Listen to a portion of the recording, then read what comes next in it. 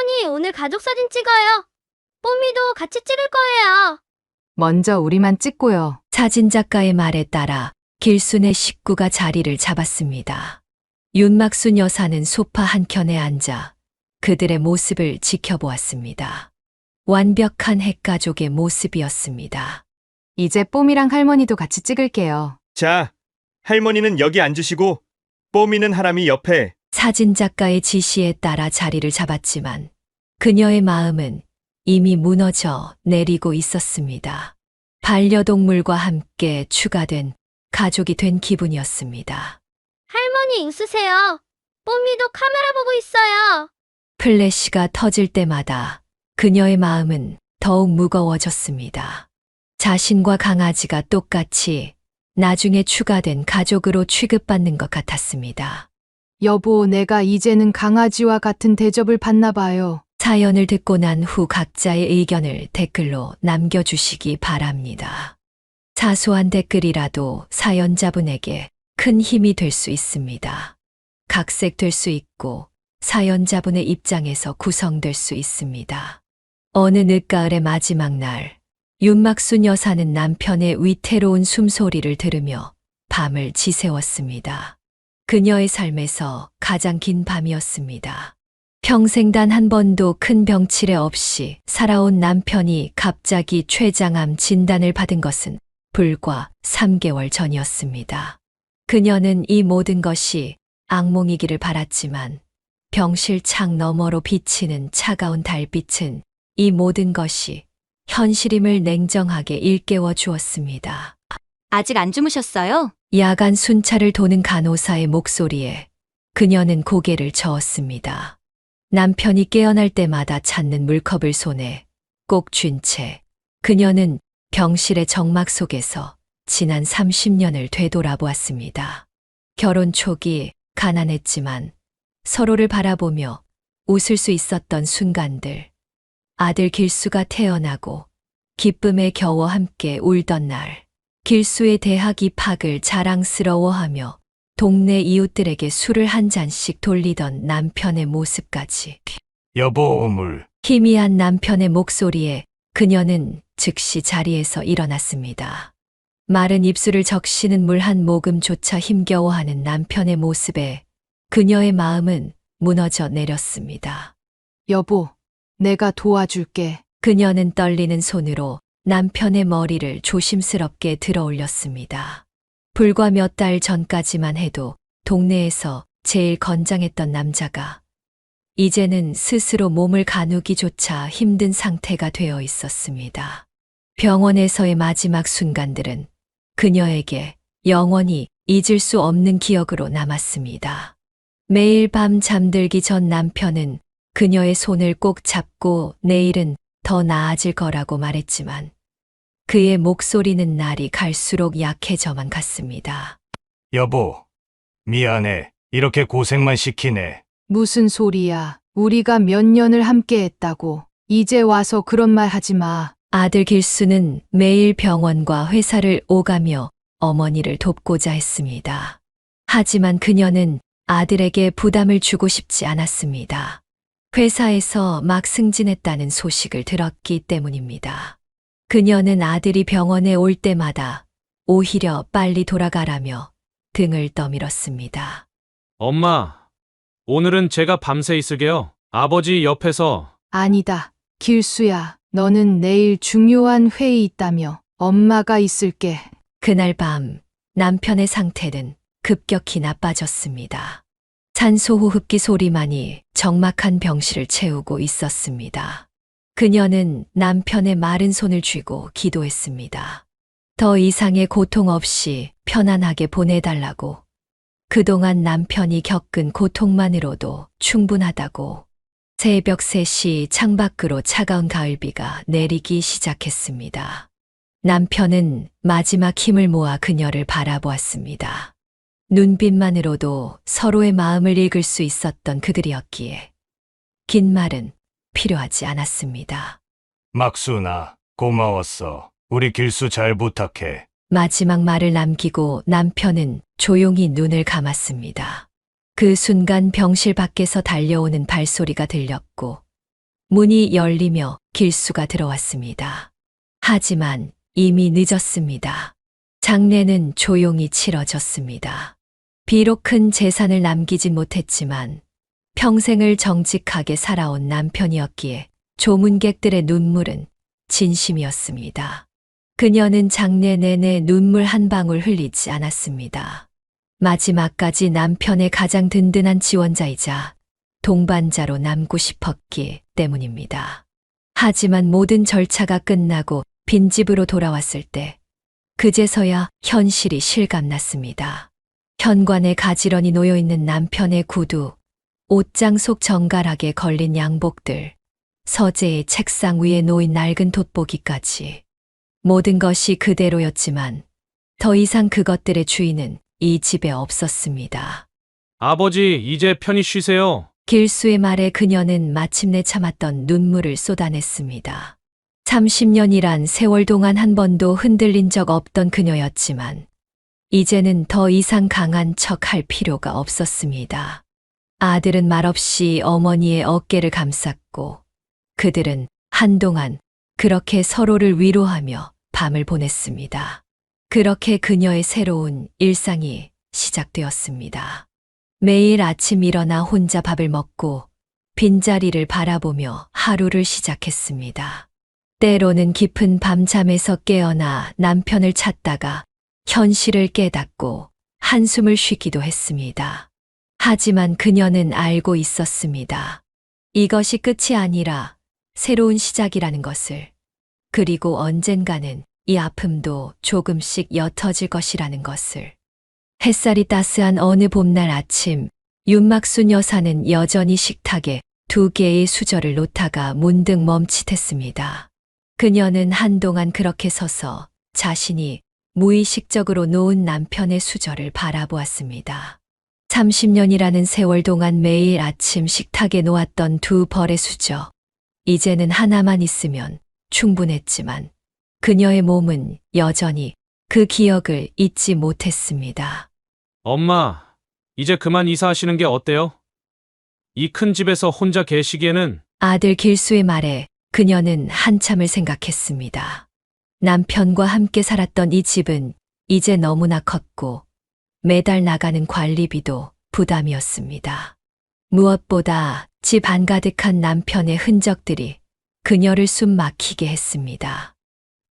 그래, 내 말이 맞다. 결국 그녀는 30년간의 추억이 담긴 집을 정리하기로 했습니다. 남편의 물건들을 정리하는 일은 생각보다 더 고통스러웠습니다. 하나하나가 모두 추억이었고 이야기였습니다. 낡은 넥타이 하나를 버리는데도 한참을 망설였고 옷장 속 양복들을 정리할 때는 눈물이 멈추지 않았습니다. 여보, 미안해요. 당신 물건들을 이렇게. 그녀는 꼭 필요한 물건들만 남기고 나머지는 모두 정리했습니다. 길수가 찾아와 도움을 주었지만 대부분의 결정은 그녀 혼자 해야 했습니다. 새벽까지 이어지는 짐 정리는 마치 지난 30년의 시간을 하나씩 접어넣는 것 같았습니다. 작은 원룸으로 이사하는 날, 그녀는 마지막으로 빈집을 둘러보았습니다. 이제는 텅 빈 방들과 벽에 남은 액자 자국들만이 오랜 세월을 증명하고 있었습니다. 현관문을 닫는 순간 그녀의 눈에서는 다시 한번 눈물이 흘렀습니다. 새로운 집은 남편과 살았던 집의 반의 반도 안 되는 크기였습니다. 하지만 오히려 그것이 다행이었습니다. 빈 공간이 적을수록 외로움도 적을 것이라 생각했기 때문입니다. 그러나 현실은 달랐습니다. 길수야, 엄마가 잠이 안 와서. 한밤중에 잠에서 깨어 아들에게 전화를 걸었다가 황급히 끊는 일이 잦아졌습니다. 작은 공간이었지만 그녀에게는 여전히 너무 컸고 정막이 더욱 크게 느껴졌습니다. 텔레비전을 틀어놓고 잠들기 시작했고 밤에 깨면 라디오를 켜놓았습니다. 식사 시간도 큰 문제였습니다. 평생 3명이서 그리고 나중에는 2명이서 식사를 했던 그녀에게 혼자만의 식사는 견디기 힘든 시간이었습니다. 반찬을 만들어도 적당한 양을 가늠할 수 없었고, 결국 대부분의 음식들이 상해서 버려지곤 했습니다. 엄마, 이렇게 드시면 안 돼요. 제가 도시락이라도 매일 가져다 드릴게요. 아니야. 엄마가 적응할 수 있어. 넌 신경 쓰지 마. 하지만 적응은 쉽지 않았습니다. 밤마다 꿈에서 남편을 만나곤 했고, 깨어나면 더욱 큰 허전함이 그녀를 덮쳤습니다. 베개 하나, 이불 하나, 수저 한 벌. 모든 것이 외로움을 증명하는 것만 같았습니다. 그녀는 이제야 진정한 의미의 혼자가 무엇인지를 깨닫고 있었습니다. 화창한 봄날 아침, 윤막순 여사는 화장실 전구를 바꾸기 위해 동네 철물점을 찾았습니다. 평소 같았다면 남편이 해결했을 일이었지만 이제는 그녀가 직접 해결해야만 했습니다. 화장실 전구가 나간 지도 벌써 일주일이 되어가고 있었습니다. 처음에는 길수에게 부탁하려 했지만 아들이 승진 준비로 바쁘다는 것을 알기에 차마 전화를 걸지 못했습니다. 결국 그녀는 불편한 다리를 이끌고 철물점으로 향했습니다.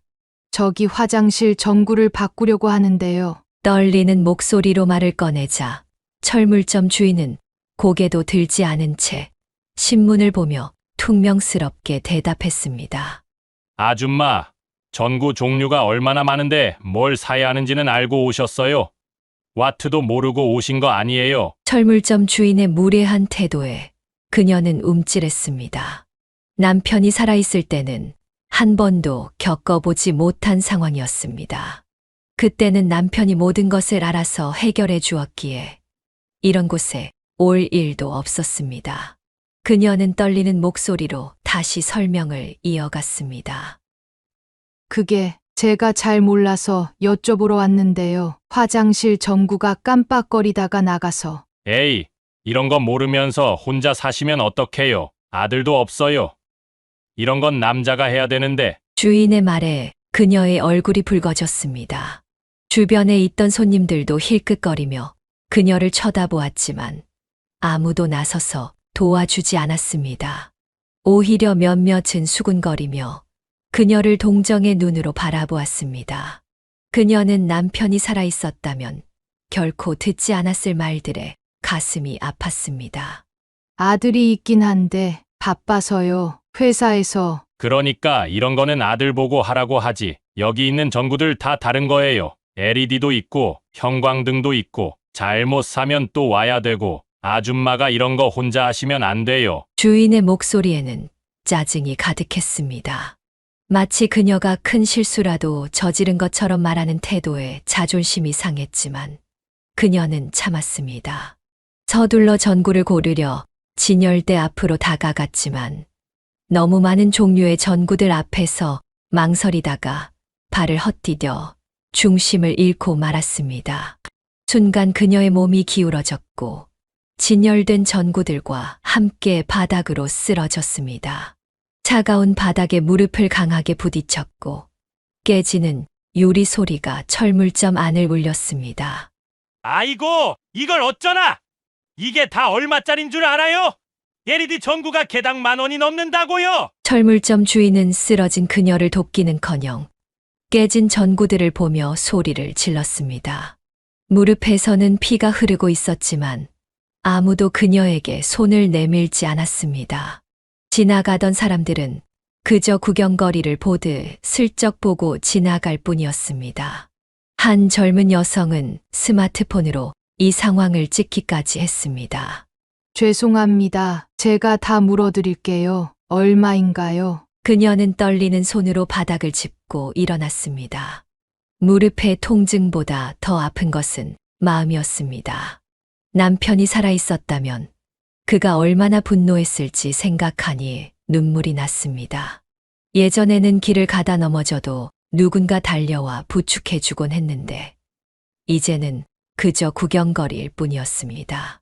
아줌마, 이거 다 해서 15만 원이에요. 카드 되나요? 현금으로 하실 거예요? 주인은 계산기를 두드리며 차갑게 말했습니다. 무릎에서 흐르는 피도 닦지 못한 채 그녀는 떨리는 손으로 지갑을 열었습니다. 연금으로 받은 돈의 상당 부분을 깨진 전구값으로 지불해야 했습니다. 철물점을 나오는 길, 그녀의 눈에서는 굵은 눈물이 흘러내렸습니다. 세상이 이렇게 차가웠던가, 사람들의 마음이 이렇게 냉담했던가.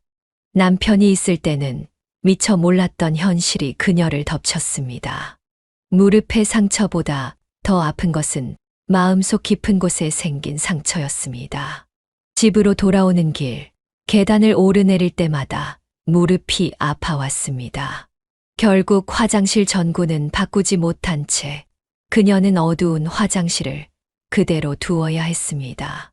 그날 저녁 길수가 퇴근 후 들렀다가 어머니의 상처를 보고 놀랐습니다. 엄마, 이게 어떻게 된 거예요? 왜 전화도 안 하시고? 괜찮아. 별일 아니야. 내가 실수로 넘어진 것뿐이야. 그녀는 아들에게 철물점에서 있었던 일을 말하지 않았습니다. 아들이 걱정할까봐, 그리고 더 큰 일이 될까봐 두려웠기 때문입니다. 하지만 그날의 기억은 오랫동안 그녀를 괴롭혔습니다. 밤마다 꿈에서 그 순간이 되살아났고, 사람들의 차가운 시선과 냉담한 태도가 반복해서 떠올랐습니다. 여보, 당신이 있을 때는 이런 일도 없었는데. 그날 밤, 그녀는 오랜만에 남편의 사진을 꺼내 보았습니다. 따뜻한 미소를 짓고 있는 남편의 모습을 보며 그녀는 세상의 차가움을 다시 한번 실감했습니다. 이제는 혼자서 모든 것을 해결해야 한다는 현실이 그 어느 때보다 무겁게 느껴지는 밤이었습니다. 무릎의 상처는 시간이 지나며 아물었지만 그날 받은 마음의 상처는 쉽게 아물지 않았습니다. 그 후로 그녀는 혼자서 무언가를 해결해야 할 때면 한참을 망설이게 되었습니다. 세상은 혼자가 된 노인에게 그리 너그럽지 않다는 것을 그녀는 뼈저리게 깨달았습니다. 철물점 사건 이후 윤막순 여사의 삶은 완전히 달라졌습니다. 그녀는 더 이상 아침 산책도 나가지 않았고 매주 들르던 마트도 가지 않았습니다. 작은 원룸은 그녀의 은신처가 되었고 점점 외부와의 접촉을 끊어갔습니다. 처음에는 길수가 매일같이 전화를 걸어왔습니다. 엄마, 전화 좀 받아보세요. 제발. 하지만 그녀는 전화기에 전원을 꺼두었습니다. 벨소리조차 그녀를 불안하게 만들었기 때문입니다. 창문도 늘 커튼으로 가려두었고 초인종이 울리면 숨을 죽이고 기다렸습니다. 어머니, 저 길수예요. 문 좀 열어주세요. 그녀는 아들의 목소리가 들려도 문을 열어주지 않았습니다. 현관문 밖에서 들리는 아들의 발걸음 소리가 점점 멀어질 때마다 그녀의 마음도 함께 멀어져 갔습니다. 시간이 지날수록 그녀의 생활은 더욱 불규칙해졌습니다. 낮과 밤이 바뀌었고 식사 시간도 잊어버렸습니다. 냉장고에는 길수가 사다 놓은 반찬들이 상한 채로 남아 있었고 쌓여가는 택배 상자들은 그녀의 고립된 생활을 증명하고 있었습니다. 여보, 나 이제 어떻게 살아야 하나요? 그녀는 밤마다 남편의 사진을 보며 끝없는 독백을 이어갔습니다. 세상은 너무 무서웠고 사람들은 너무 차가웠습니다. 철물점에서의 기억은 악몽이 되어 그녀를 괴롭혔고 작은 소음에도 가슴이 두근거렸습니다. 2달이 지났을 때 길수는 경찰과 함께 왔습니다. 어머니가 연락이 두절된 지 너무 오래되어서요. 하지만 그날도 그녀는 문을 열지 않았습니다. 경찰이 강제로 문을 열 수도 있다는 이야기를 들었을 때에야 그녀는 겨우 작은 목소리로 대답했습니다. 나 괜찮아. 걱정하지 마. 그렇게 3개월이 흘렀습니다.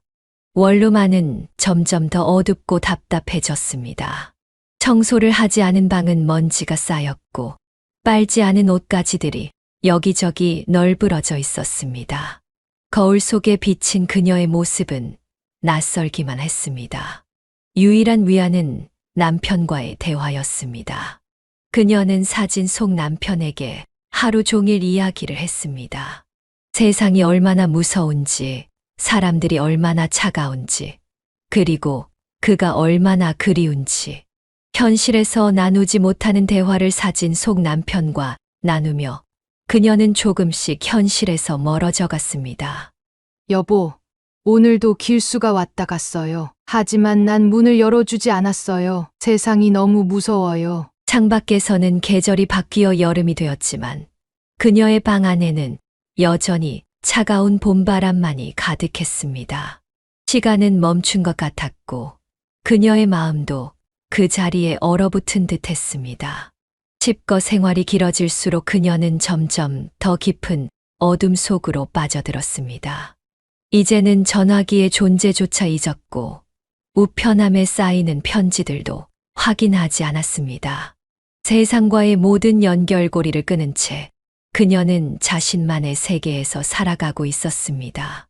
그렇게 그녀의 삶은 철저히 고립되어 갔습니다. 아들 길수는 매주 찾아왔지만 그저 문 앞에 음식을 놓아두고 돌아갈 뿐이었습니다. 이웃들은 그녀의 존재를 잊었고 그녀 또한 그들을 잊었습니다. 세상은 그녀 없이도 잘 돌아가고 있었고 그녀의 방 안에는 오직 정적만이 가득했습니다. 무더운 여름날 오후 길수와 며느리는 평소보다 일찍 회사를 나와 윤막순 여사의 집을 찾았습니다. 일주일째 전화를 받지 않는 어머니가 걱정되어 더는 미룰 수 없었기 때문입니다. 여보, 어머님 괜찮으시겠죠? 전에도 이러다 며칠 지나면 문 열어주시곤 했잖아요. 아니야, 이번은 달라. 왠지 불안해. 길수의 목소리에는 깊은 걱정이 묻어났습니다. 그는 현관문 앞에서 한참을 망설이다 비상키를 꺼냈습니다. 어머니가 칩거 생활을 시작한 이후 혹시 모를 상황을 대비해 만들어둔 것이었습니다. 어머니, 저희 들어갑니다. 문이 열리자 곰팡이 냄새가 훅 끼쳐왔습니다. 햇빛 한 점 들어오지 않는 실내는 마치 동굴 같았습니다. 쌓여있는 택배 상자들과 곰팡이가 피어있는 그릇들, 그리고 바닥에 어지럽게 널브러진 옷가지들이 방치된 공간임을 말해주고 있었습니다. 엄마, 어디 계세요? 길수는 안방으로 달려갔습니다. 그곳에서 그는 이불 속에 웅크린 채 누워있는 어머니를 발견했습니다. 남편의 사진을 꼭 끌어안은 채 잠들어 있는 모습이었습니다. 어머니, 정신 차리세요. 연수가 윤막순 여사의 이마에 손을 대보았습니다. 심한 열이 나고 있었고 얼굴은 헬쑥하게 야위어 있었습니다. 식사를 제대로 하지 못한 듯 뺨은 쑥 들어가 있었고 입술은 바짝 말라 있었습니다. 여보, 빨리 119 불러요. 어머님 상태가 많이 안 좋으세요. 그녀를 흔들어 깨우자 희미하게 눈을 떴지만 제대로 된 대화는 불가능했습니다. 입에서는 횡설수설하는 소리만 새어 나왔습니다. 여보, 전구를 사야 하는데 사람들이 날 보고 웃어요. 길수는 어머니의 마른 손을 잡았습니다. 한 달 전만 해도 이렇게까지 상황이 나빠질 줄은 몰랐습니다. 문 앞에 놓아두고 간 도시락이 그대로 쌓여있는 것을 보고서야 그는 자신의 방문이 얼마나 형식적이었는지 깨달았습니다. 제발 정신 차리세요. 엄마, 우리가 도와드릴게요. 구급차가 도착하고 의료진이 들어왔습니다.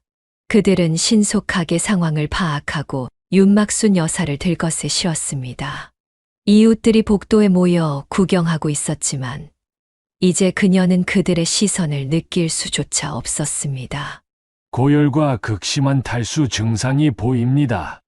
빨리 병원으로 가야겠어요. 구급차 안에서 길수는 어머니의 손을 꼭 잡았습니다. 마른 나뭇가지 같은 손가락들이 차갑게 식어 있었습니다. 연수는 조용히 뒤에서 눈물을 훔쳤습니다. 어머니, 이제 저희가 잘 모실게요. 제발 힘내세요. 구급차는 요란한 사이렌을 울리며 병원을 향해 달렸습니다. 창밖으로 비치는 햇살이 윤막순 여사의 창백한 얼굴을 비췄습니다. 그녀의 품에는 여전히 남편의 사진이 꼭 안겨 있었습니다. 길수는 그제서야 깨달았습니다. 어머니의 세상이 얼마나 작아져 있었는지, 그리고 그 작은 세상조차 얼마나 고통스러웠을지를. 대학병원 정신건강의학과 진료실에서 윤막순 여사는 처음으로 자신의 이야기를 털어놓았습니다. 그동안 가슴속에 묻어두었던 이야기들이 마치 오랫동안 막혀있던 물줄기처럼 쏟아져 나왔습니다. 혼자가 되고 나서 세상이 너무 무서워졌어요. 사람들의 눈빛도 말투도 모든 게 다 달라 보이더라고요. 의사는 그녀의 이야기를 진지하게 경청했습니다. 간간히 고개를 끄덕이며 메모를 하던 그가 입을 열었습니다.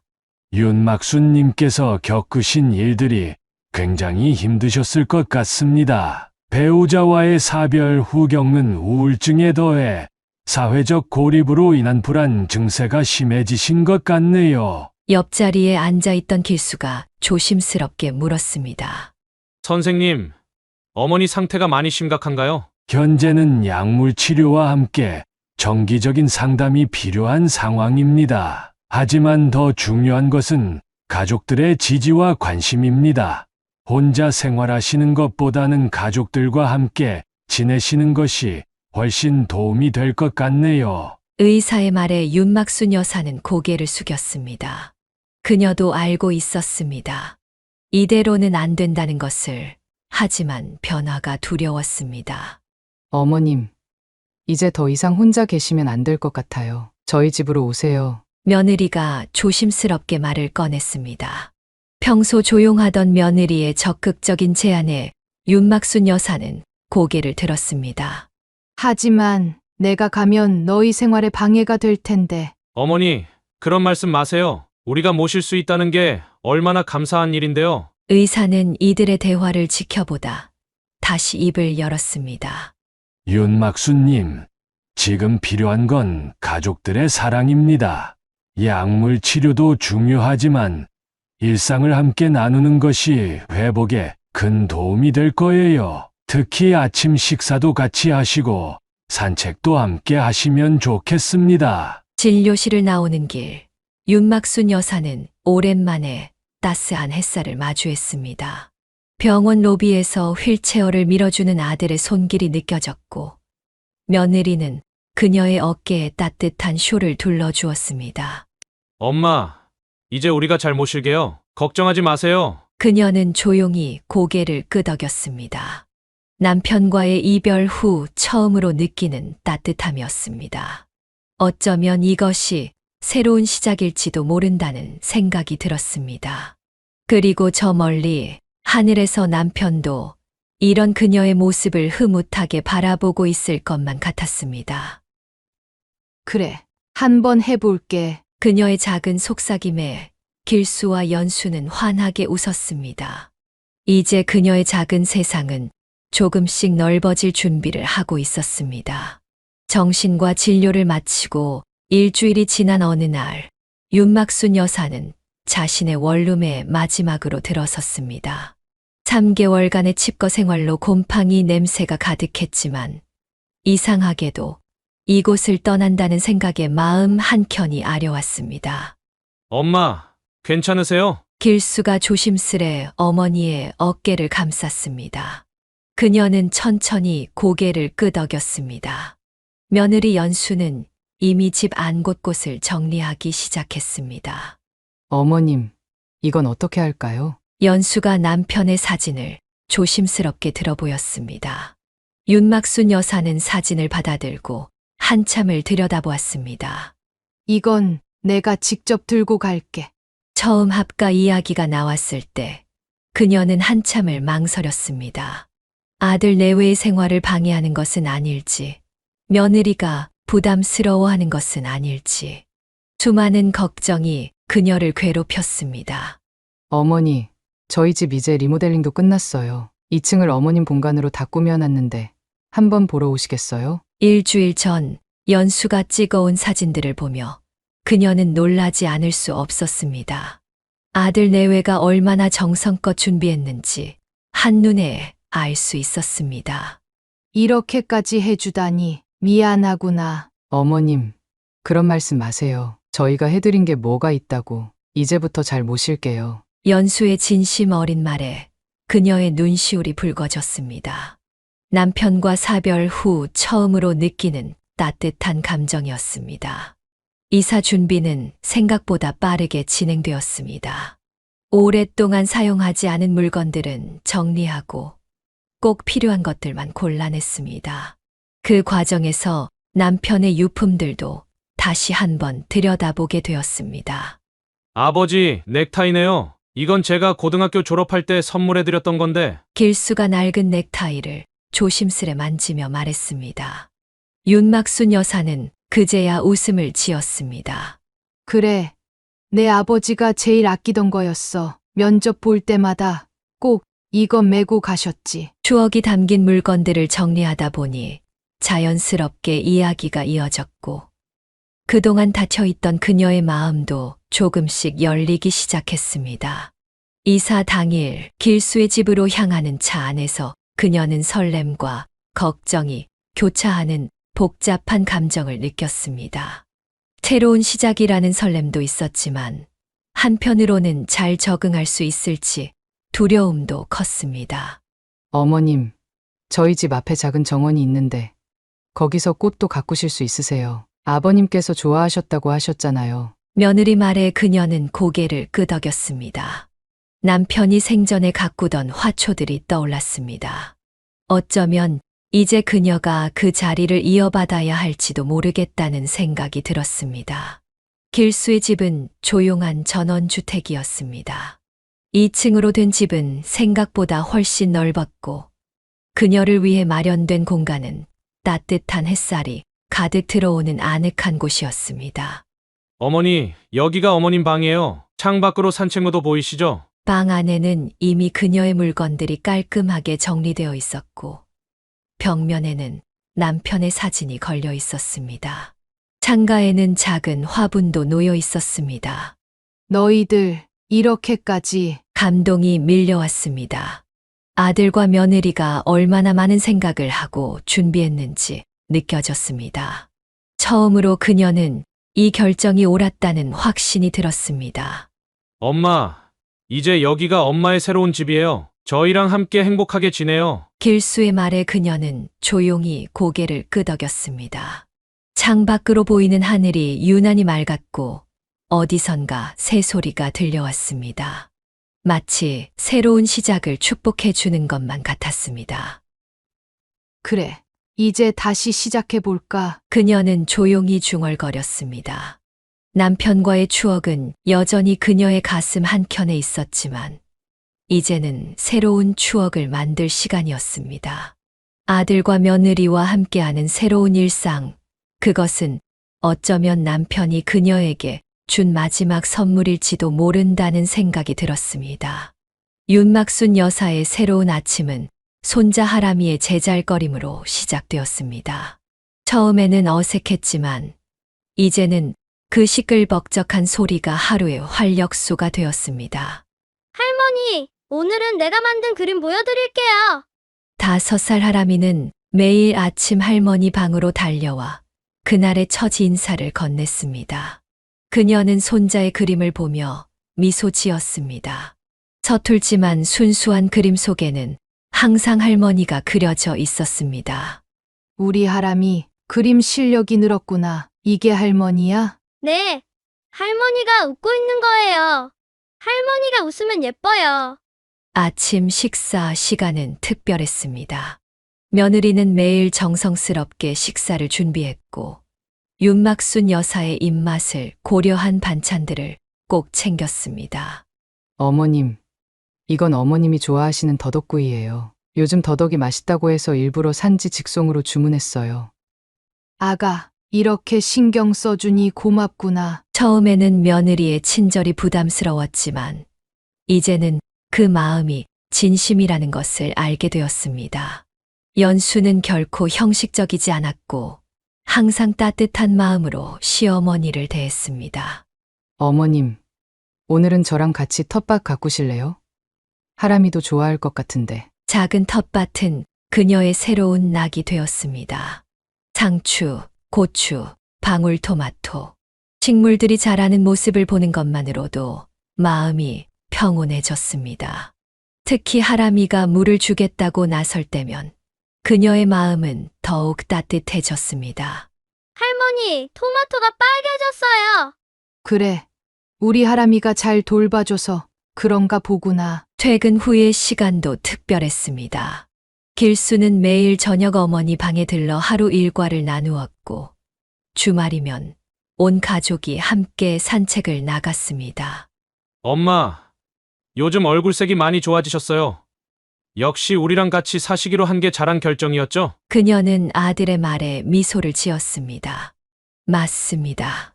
처음의 걱정과는 달리 이곳에서의 생활은 그녀에게 새로운 희망이 되었습니다. 그래.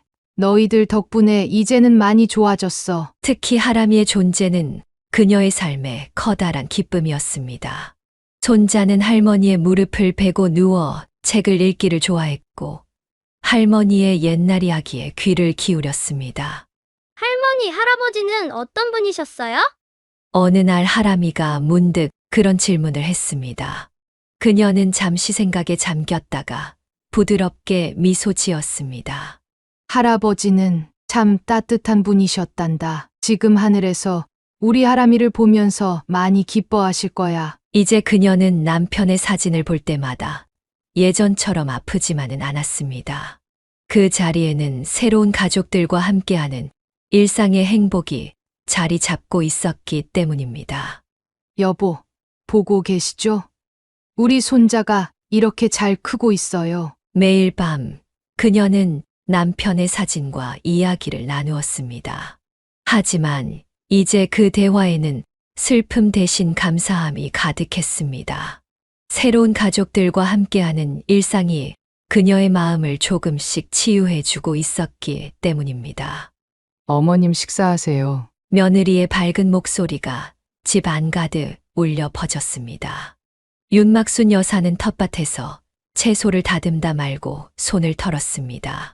저녁 식사 시간은 이제 그녀에게 하루 중 가장 특별한 순간이 되었습니다. 아침부터 내일 담글 김치 준비로 바빴던 손을 씻으며 그녀는 부엌에서 들려오는 활기찬 소리에 미소를 지었습니다.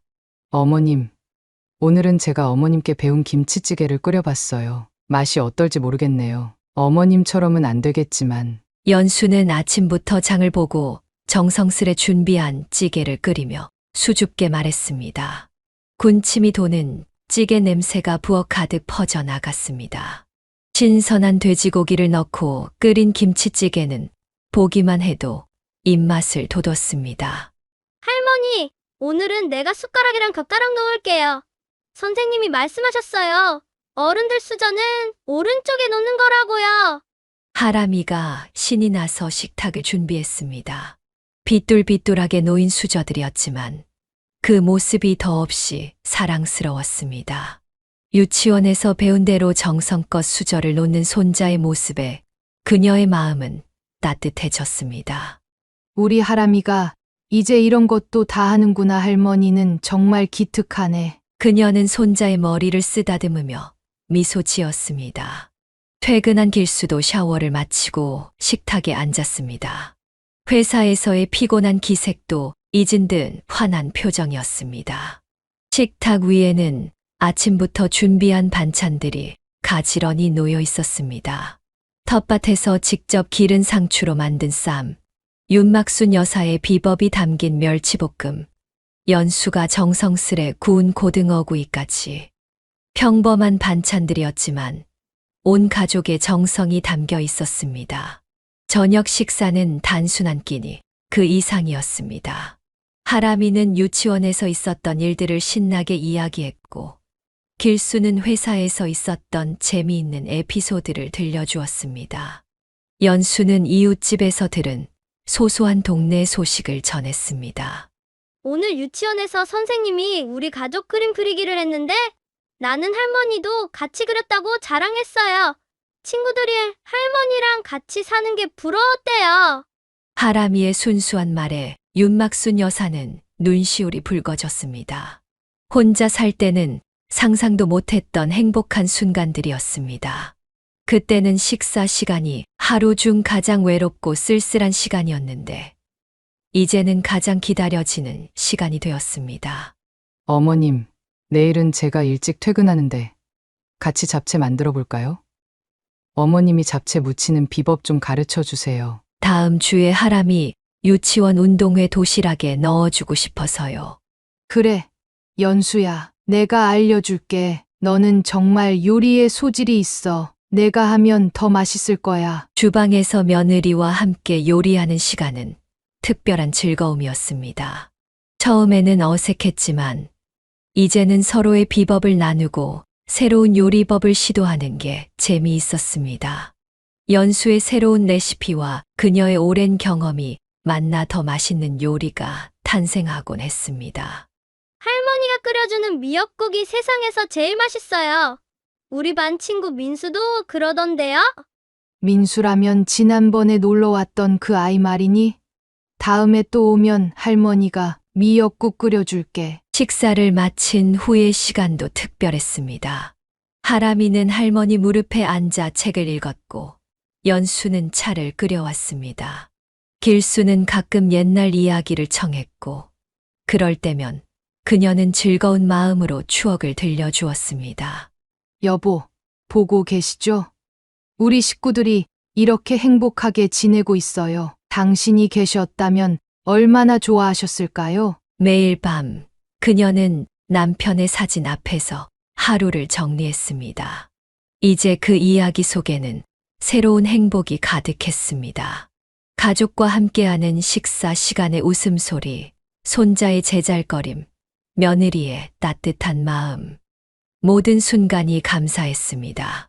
할머니, 내일도 같이 밥 먹어요. 약속! 잠들기 전 하람이가 건넨 말에 그녀는 따뜻하게 미소 지었습니다. 그래, 이제 식사 시간은 더 이상 외롭지 않았습니다. 오히려 하루 중 가장 행복한 순간이 되었습니다. 남편이 떠난 후 잃어버렸던 일상의 기쁨을 이렇게 소소한 순간들 속에서 다시 찾게 된 것이 감사했습니다. 모든 것이 감사했습니다. 그리고 이런 행복을 다시 찾게 해준 아들과 며느리, 그리고 하람이에게 더없이 고마웠습니다. 이제 그녀는 알았습니다. 진정한 행복은 이렇게 소소한 일상 속에 있다는 것을, 그리고 그 행복을 함께 나눌 수 있는 가족이 있다는 것이 얼마나 큰 축복인지를. 풍족한 식탁이 매일 차려지면서 윤막순 여사는 새로운 고민에 빠졌습니다. 가족들이 바쁘다는 핑계로 음식을 자주 남기기 시작했고, 매일 버려지는 음식들을 보는 것이 그녀에게는 큰 마음의 짐이 되었습니다. 아들, 오늘도 김치찌개 많이 남았네. 죄송해요, 어머니. 오늘은 회식이 있어서. 점심에 회식이 있다는 것을 미리 알았다면 아침부터 이렇게 많은 음식을 준비하지 않았을 텐데, 그녀는 한숨을 내쉬었습니다. 버려지는 음식을 보는 것은 평생을 검소하게 살아온 그녀에게 참기 힘든 일이었습니다. 할머니, 나 오늘 배불러요. 조금만 먹을래요. 하람이의 순진한 말에도 그녀의 마음은 아팠습니다. 음식을 남기는 것이 당연하다는 듯한 가족들의 태도가 걱정되기 시작했습니다. 처음에는 조용히 음식 양을 조절해 보려 했습니다. 하지만 가족들의 일정은 예측할 수 없었고, 결국 매일 남는 음식이 생겼습니다. 그러던 어느 날, 그녀는 특별한 결심을 하게 되었습니다. 이렇게 버리느니 내가 먹는 게 낫지. 식사가 끝나고 가족들이 각자의 방으로 돌아간 후, 그녀는 남은 음식들을 자신의 방으로 가져가기 시작했습니다. 처음에는 죄책감이 들었지만 음식이 버려지는 것을 막을 수 있다는 생각에 위안을 삼았습니다. 어머님, 어제 저녁 반찬들 어디 있나요? 냉장고에서 못 찾겠어요. 아, 그게 내가 처리했어. 시간이 지날수록 이런 행동은 습관이 되었습니다. 밤늦게 몰래 남은 음식을 먹고 그릇을 씻어 제자리에 두는 일이 일상이 되었습니다. 하지만 이는 그녀의 건강에 좋지 않은 영향을 미쳤습니다. 요즘 어머님 뭔가 부어 보이시는 것 같아요. 연수의 걱정스러운 눈빛을 피해 그녀는 고개를 돌렸습니다. 짜고 기름진 음식들을 필요 이상으로 먹다 보니 붓기가 생기고 소화도 잘 되지 않았습니다. 에이, 괜찮아. 나이 들면 다들 이런 거야. 하지만 그녀의 행동은 오래 숨길 수 있는 것이 아니었습니다. 어느 날 밤 화장실에 다녀오던 연수가 우연히 시어머니의 방에서 흘러나오는 식기 부딪히는 소리를 들었습니다. 그녀의 선한 의도가 오히려 가족들과의 갈등으로 이어질 수 있다는 것을 그때는 알지 못했습니다. 음식을 남기는 문제를 대화로 풀어야 했지만 그녀는 자신만의 방식으로 해결하려 했고 이는 곧 더 큰 문제의 시작이 되었습니다. 평범한 화요일 오후 윤막순 여사의 작은 방에 걸린 전화로 모든 것이 시작되었습니다. 아들 길수의 목소리가 전화기 너머로 떨리듯 들려왔습니다. 평소와는 다른 무거운 어조였습니다. 엄마, 지금 하람이 담임 선생님한테 전화를 받았는데 그녀는 순간 가슴이 철렁 내려앉는 것을 느꼈습니다. 길수는 잠시 숨을 고른 뒤 말을 이어갔습니다. 하람이가 일기장에 썼대요. 우리 할머니는 매일 밤 음식물 쓰레기를 드신다고 선생님이 많이 걱정하셨어요. 방 안에 무거운 정적이 흘렀습니다. 하람이의 담임 선생님은 일기장을 검사하다가 이상한 내용을 발견하고 즉시 부모에게 연락했다고 했습니다. 그리고 아동의 가정환경에 대해 상담이 필요하다는 의견을 전했다고 합니다. 그게 아니라 말을 더듬는 그녀의 귓가에 얼마 전 하람이의 목소리가 떠올랐습니다. 늦은 밤 화장실에 가려다 할머니 방을 지나치던 손자가 물었던 말이었습니다. 할머니, 왜 밤에 혼자 밥 먹어요? 저번에 화장실 가다가 봤어요. 냉장고에 있던 음식 다 할머니가 드시는 거예요? 그때 그녀는 대수롭지 않게 넘겼습니다. 하지만 순수한 아이의 눈에는 모든 것이 있는 그대로 보였던 것입니다. 그리고 그 모습이 아이의 마음에 큰 걱정으로 자리 잡았던 것이었습니다. 저녁이 되자 길수 부부가 그녀의 방을 찾았습니다. 연수의 눈에는 눈물이 고여 있었고 길수의 표정은 심각했습니다. 어머님, 왜 그러셨어요? 저희가 뭐 잘못한 게 있나요? 음식이 부족하셨다면 말씀해 주시지. 아니야. 그저 음식이 버려지는 게 안타까워서 내가 잘못 생각했어. 길수는 한동안 말없이 앉아 있다가 조용히 입을 열었습니다. 엄마, 선생님이 하람이 상담을 요청하셨어요. 할머니가 가난해서 음식물 쓰레기를 드신다고 생각한대요. 아이가 집안 형편을 걱정하고 있다고. 윤막순 여사의 얼굴이 창백해졌습니다. 그녀의 행동이 손자에게 어떤 영향을 미쳤는지 이제야 깨달았습니다. 단순히 음식을 아끼려던 마음이 손자에게는 크나큰 심리적 충격이 되었던 것입니다. 할머니, 문 밖에서 들리는 하람이의 작은 목소리에 모두가 고개를 돌렸습니다.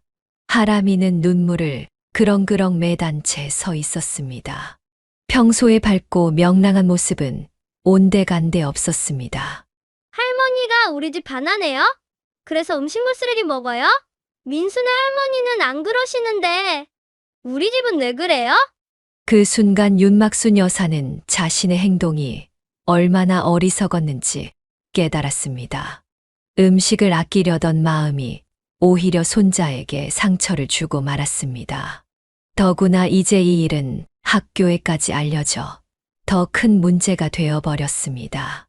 하람아, 미안해. 할머니가 잘못했어. 이제 그러지 않을게. 그날 밤 가족들은 오랜 시간 이야기를 나눴습니다.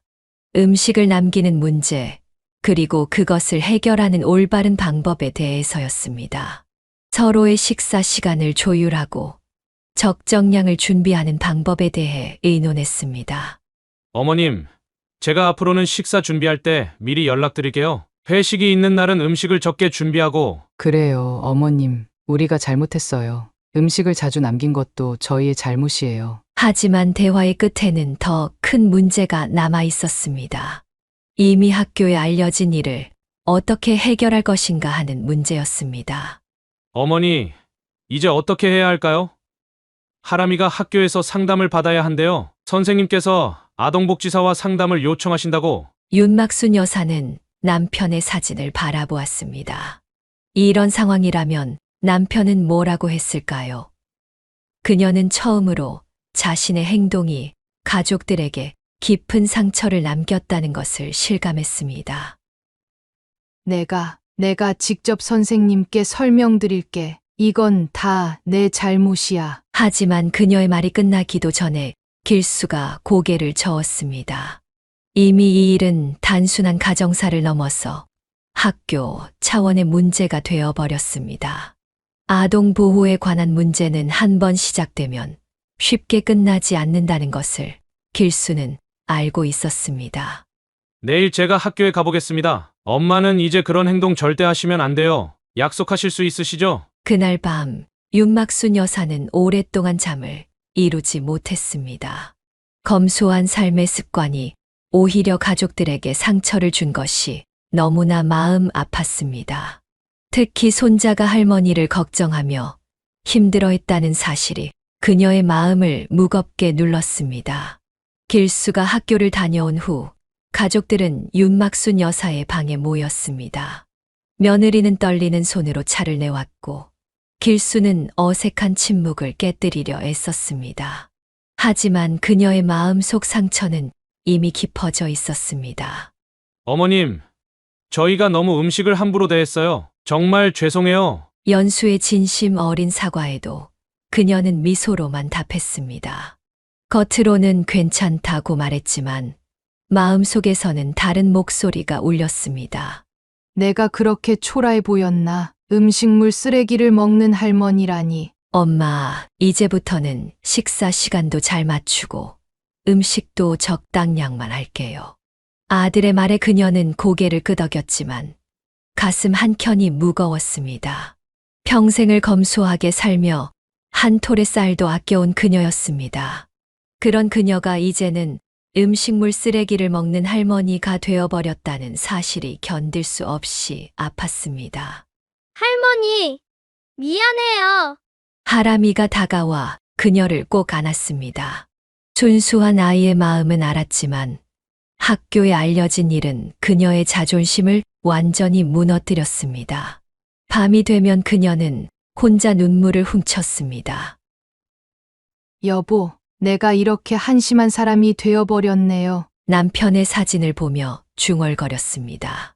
가족들의 사과는 받아들였지만 마음속 깊은 곳에서는 자신을 비난하는 목소리가 멈추지 않았습니다. 식사 시간이 되면 이제 그녀는 먼저 자리를 피했습니다. 음식을 남기지 않으려 노력하는 가족들의 모습이 오히려 더 큰 상처가 되었기 때문입니다.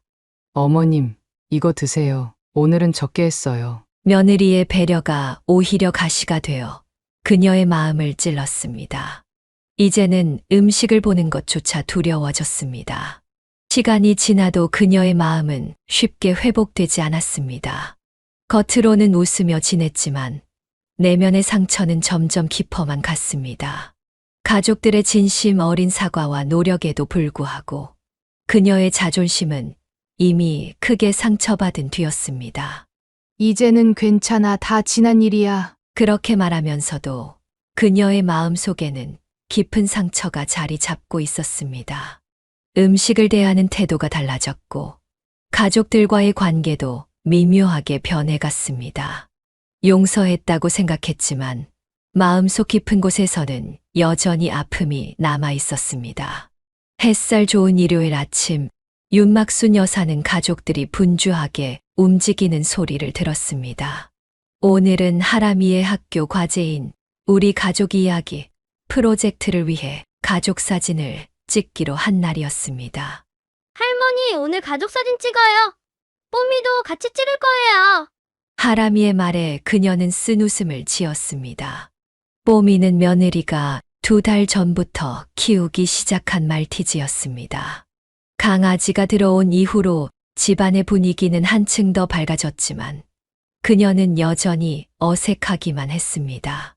먼저 우리만 찍고요. 사진작가의 말에 따라 길순의 식구가 자리를 잡았습니다. 윤막순 여사는 소파 한켠에 앉아 그들의 모습을 지켜보았습니다. 완벽한 핵가족의 모습이었습니다. 이제 뽀미랑 할머니도 같이 찍을게요. 연수가 뽀미를 안고 오며 말했습니다. 그 순간 윤막순 여사의 가슴이 철렁 내려앉았습니다. 마치 자신이 반려동물과 같은 취급을 받는 것 같아 마음이 무거워졌습니다. 자, 할머니는 여기 앉으시고 뽀미는 하람이 옆에. 사진작가의 지시에 따라 자리를 잡았지만 그녀의 마음은 이미 무너져 내리고 있었습니다. 반려동물과 함께 추가된 가족이 된 기분이었습니다. 할머니 웃으세요. 뽀미도 카메라 보고 있어요. 플래시가 터질 때마다 그녀의 마음은 더욱 무거워졌습니다. 자신과 강아지가 똑같이 나중에 추가된 가족으로 취급받는 것 같았습니다. 일주일 후 하람이의 과제물을 보았을 때 그녀의 예감은 맞았습니다. 표지에는 내 식구만 찍은 사진이 있었고 마지막 페이지에 그녀와 뽀미가 함께 있는 우리 가족 모두라는 제목의 사진이 붙어 있었습니다. 여보, 내가 이제는 강아지와 같은 대접을 받나 봐요. 그날 밤 남편의 사진 앞에서 그녀는 조용히 눈물을 흘렸습니다. 아무리 한 지붕 아래 살아도 결국 자신은 반려동물과 같은 추가된 가족일 뿐이라는 현실이 그녀의 가슴을 아프게 했습니다. 다음 날 아침 꺼림칙한 기분을 떨쳐내기 위해 그녀는 산책을 하기로 합니다. 준비 운동 시작합니다. 하나, 둘. 윤막순 여사는 아침 산책을 하다 공원에서 들려오는 경쾌한 구령 소리에 발걸음을 멈췄습니다. 평소라면 그냥 지나쳤을 텐데 오늘따라 왠지 그 활기찬 모습이 눈에 들어왔습니다. 10명 남짓한 노인들이 트레이닝복 차림으로 가벼운 스트레칭을 하고 있었습니다. 어머, 저기서 계신 분. 여기 와서 우리랑 같이 해요. 구경만 하지 말고. 머리가 하얗게 센 할머니 한 분이 그녀를 향해 손짓했습니다. 처음엔 망설였지만 그 할머니의 환한 미소에 이끌려 천천히 다가갔습니다. 처음 뵙네요. 저는 박순자예요. 우리는 매일 아침 여기서 운동하고 복지관에 가는 사이예요. 복지관이요? 네. 저기 보이는 건물이에요. 거기서 운동도 하고 댄스도 배우고. 무엇보다 친구들이랑 수다 떠는 게 제일 좋아요. 박순자 할머니의 설명을 들으며 윤막순 여사는 깊은 감동을 받았습니다. 그들의 눈빛은 반짝였고 웃음소리는 생기가 넘쳤습니다. 남편과 사별 후 처음으로 보는 이렇게 활기찬 노년의 모습이었습니다. 여기 계신 분들 모두 처음에는 저처럼 망설이다 오신 거예요. 이제는 안 오면 못 견디죠. 어서 우리랑 같이 해요. 다른 할머니 한 분이 다가와 윤막순 여사의 손을 잡았습니다. 그 따뜻한 손길에서 오랫동안 잊고 있었던 친근함을 느꼈습니다. 저도 함께 할 수 있을까요? 당연하죠. 내일 아침에 여기서 만나요. 제가 복지관까지 같이 모시고 갈게요. 거기 가면 더 재미있는 것들이 많아요. 집으로 돌아오는 길, 그녀의 발걸음은 평소보다 가벼웠습니다.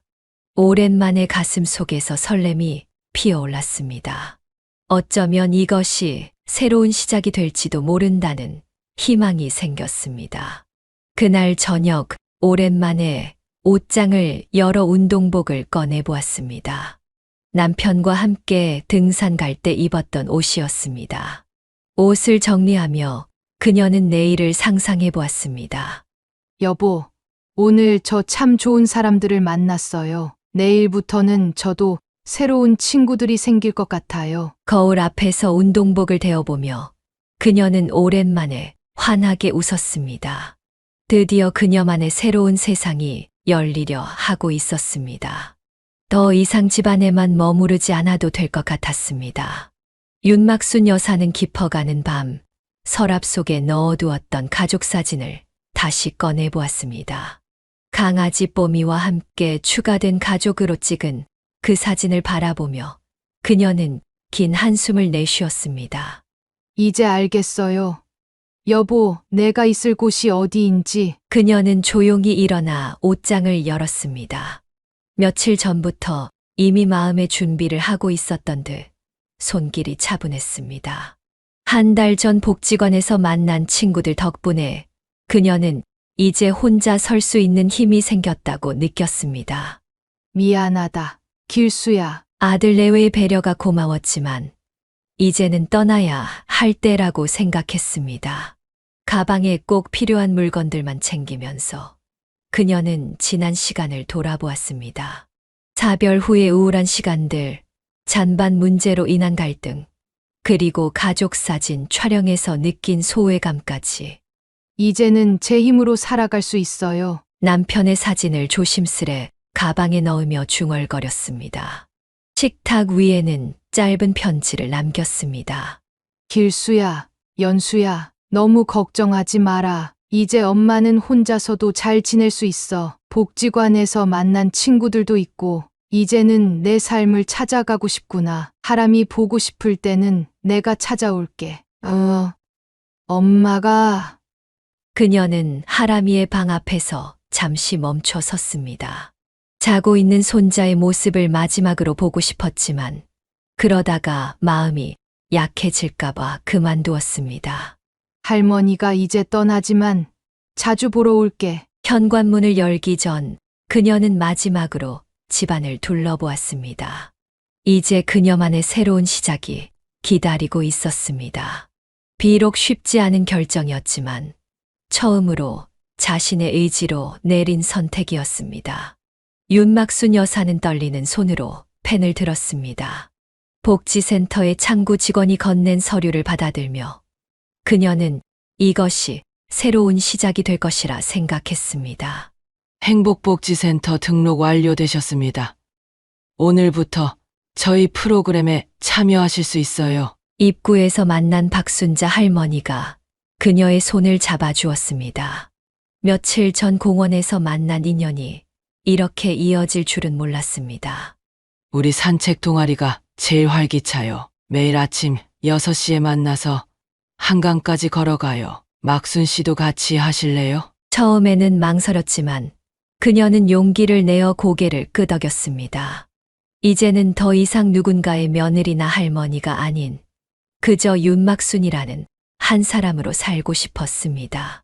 오늘은 태극권 수업도 있어요. 관절에도 좋고 마음도 편안해져요. 복지센터의 프로그램표를 보며 그녀의 눈이 반짝였습니다. 태극권, 노래교실, 스마트폰 교실.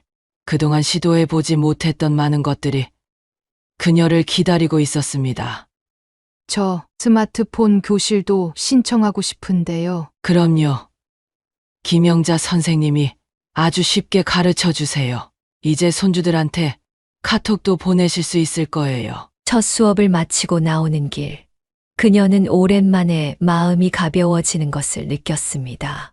집으로 돌아와 거울을 보니 얼굴에 미소가 가득했습니다. 여보, 오늘 저 정말 열심히 운동했어요. 내일은 더 잘할 수 있을 것 같아요. 남편의 사진 앞에서 그날의 이야기를 들려주며 그녀는 새로운 희망을 느꼈습니다. 이제는 혼자가 아니었습니다. 같은 길을 걸어가는 친구들이 있었고 그들과 함께라면 어떤 도전이라도 할 수 있을 것 같았습니다. 내일은 더 일찍 일어나서 준비해야겠어요. 산책 동아리 첫날인데 절대 지각하면 안 되죠? 처음으로 그녀는 내일이 기다려졌습니다. 새로운 도전을 시작한다는 설렘과 함께 드디어 자신만의 삶을 살아갈 수 있다는 희망이 가득했습니다.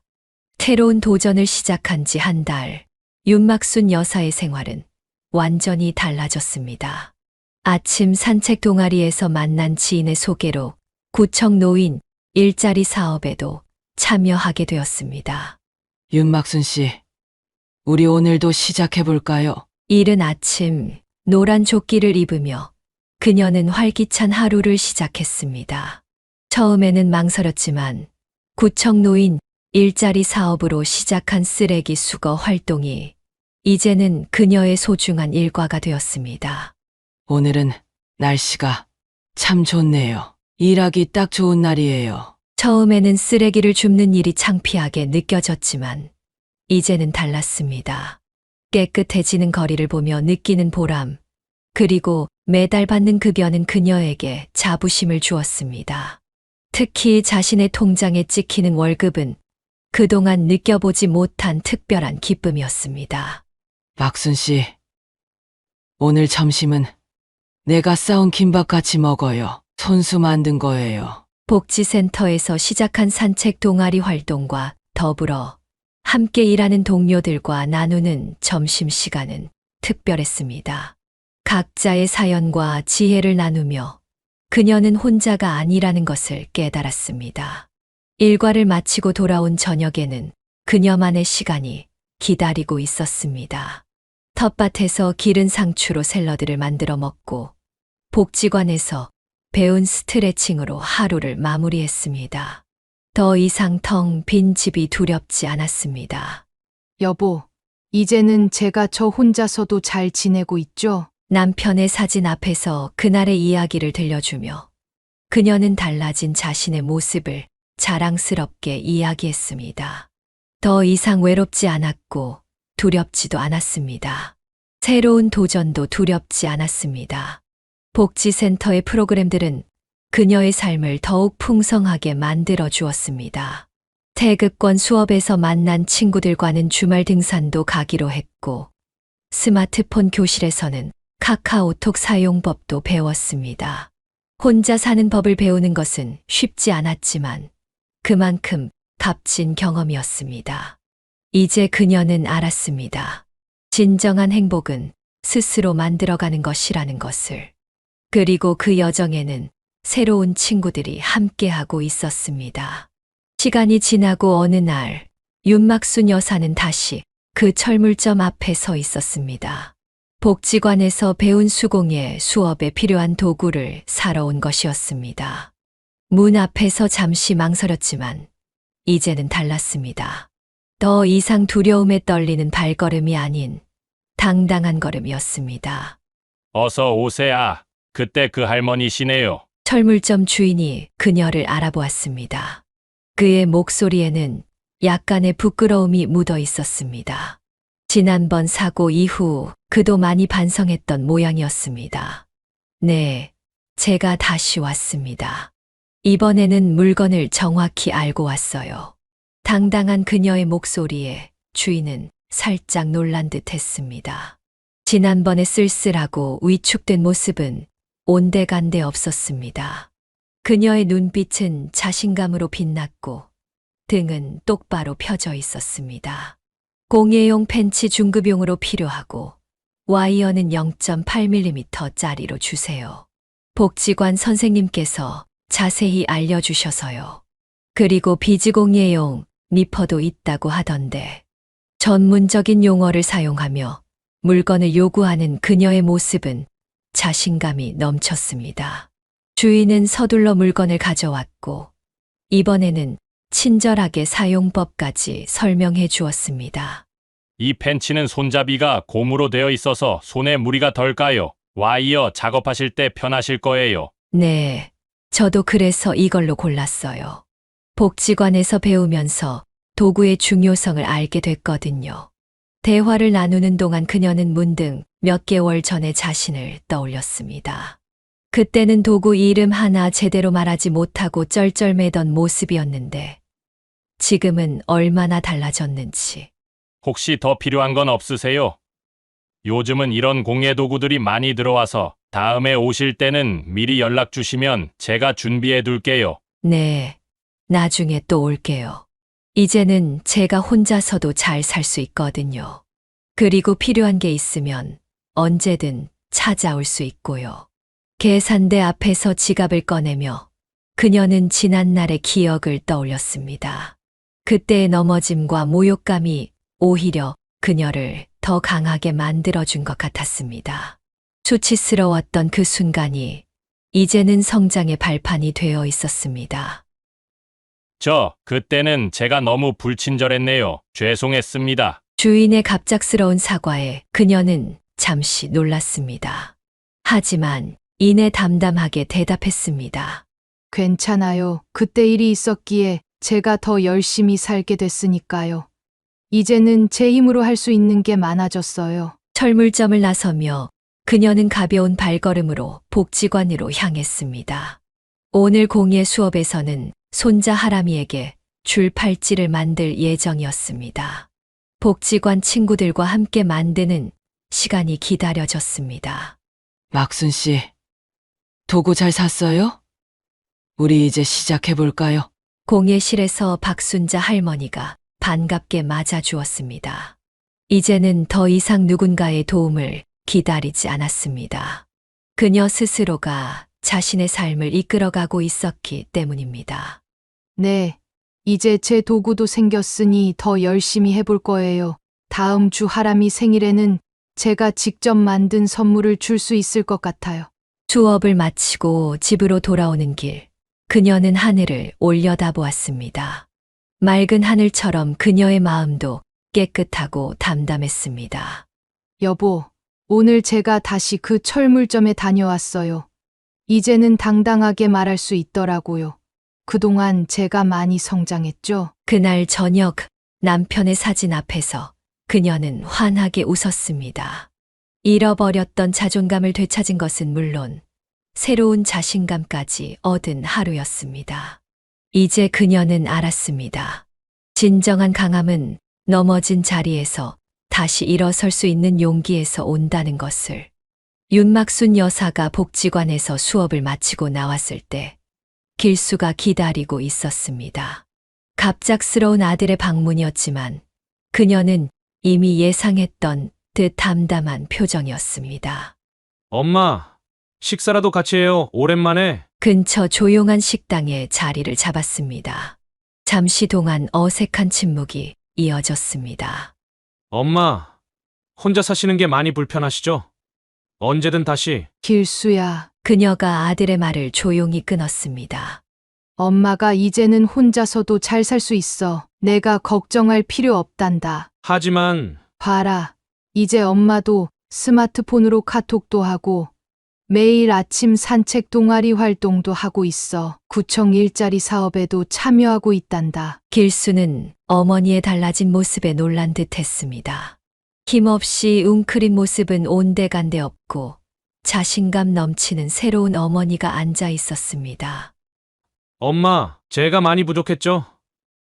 엄마의 마음을 제대로 이해하지 못했어요. 아니다. 내 잘못이 아니야. 엄마도 이제야 알았단다. 가족이라는 게 꼭 한 지붕 아래 살아야만 하는 게 아니라는 걸. 식사를 하며 그들은 서로의 이야기를 나누었습니다. 길수는 어머니의 독립이 걱정되었다고, 윤막순 여사는 자신의 새로운 삶이 얼마나 소중한지 설명했습니다. 하람이는 잘 있니? 네, 할머니 보고 싶어요. 주말에 한번 보러 오면 안 될까요? 그래.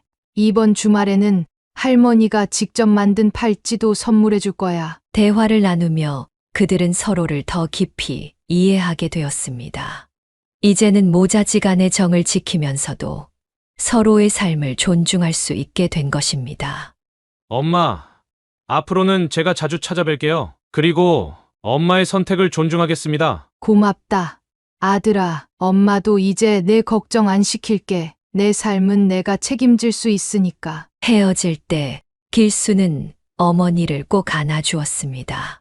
그 포옹에는 이제 더 이상의 걱정이나 불안이 아닌 서로에 대한 깊은 신뢰와 사랑이 담겨 있었습니다.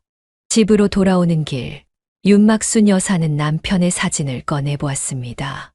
여보, 오늘 길수를 만났어요. 이제는 우리 아들도 많이 성장했더라고요. 당신이 보시면 참 대견해 하실 것 같아요. 그날 밤 그녀는 오랜만에 편안한 마음으로 잠이 들었습니다. 이제 그녀와 아들은 서로를 더 깊이 이해하고 존중하는 관계로 발전해 나가고 있었습니다. 복지관 수업을 마치고 돌아온 어느 날, 윤막순 여사는 집 안 곳곳을 새롭게 꾸미기 시작했습니다. 이제는 자신만의 공간을 만들 때가 되었다고 생각했기 때문입니다. 여보, 이제 우리 집이 달라질 거예요. 남편의 사진을 깨끗이 닦으며 중얼거렸습니다. 그동안 현관에만 걸려있던 사진을 거실 중앙으로 옮겼습니다. 그리고 그 옆에는 새로 찍은 가족 사진을 걸었습니다. 아들네와 함께 찍은 사진, 복지관 친구들과 찍은 사진, 그리고 손자 하람이와 단둘이 찍은 사진까지. 이제는 제가 선택해서 걸어요. 누가 시켜서가 아니라 제가 원해서. 벽면을 장식하는 사진들은 그녀의 새로운 삶을 보여주는 듯 했습니다. 더 이상 누군가의 허락이나 눈치를 보지 않았습니다. 자신이 좋아하는 것들로 집을 채워나갔습니다. 복지관에서 배운 수공예 작품들도 하나둘 늘어갔습니다. 직접 만든 꽃병에는 매일 아침 산책길에 꺾어온 꽃들이 꽂혀 있었고, 손뜨개로 만든 쿠션은 소파를 따뜻하게 채웠습니다. 막순 씨, 이번에 새로 배운 도자기 공예 작품도 잘 말려서 갖다 놓으세요. 복지관 친구들의 작은 선물들도 집 안 곳곳에 자리 잡았습니다. 각각의 물건들에는 추억과 이야기가 담겨 있었습니다. 아침에는 요가로 시작해서 오후에는 일자리 사업 나가고 저녁에는 제 작품 만들고 이제는 하루가 어떻게 가는지 모르겠어요. 남편의 사진 앞에서 그녀는 하루를 정리했습니다. 텅 비어 있던 시간들이 이제는 그녀만의 생활로 가득 채워졌습니다. 주말이면 손자 하람이가 찾아왔습니다. 할머니의 변한 모습이 신기한 듯 이것저것 물어보는 손자에게 그녀는 자신만의 이야기를 들려주었습니다. 할머니, 이제 혼자 살아서 외롭지 않아요? 아니, 할머니는 이제 전혀 외롭지 않아. 내 삶이 있거든. 그렇게 그녀의 새로운 시작은 계속되었습니다. 더 이상 누군가의 엄마나 할머니로서가 아닌 윤막순이라는 한 사람으로서의 삶을 살아가게 된 것입니다. 여보, 이제야 제가 진정한 행복이 뭔지 알 것 같아요. 혼자여도 외롭지 않고 나이 들어도 새로운 꿈을 꿀 수 있다는 걸 알았어요. 창밖으로 보이는 저녁 노을을 바라보며 그녀는 미소 지었습니다. 이제 그녀의 삶은 새로운 희망으로 가득했습니다. 사연을 듣고 댓글을 남겨주시기 바랍니다. 사소한 의견일지라도 사연자분에게는 큰 힘이 됩니다. 노골적인 악성 댓글은 사연자분에게 상처가 될 수 있으니 삼가주시기 바랍니다.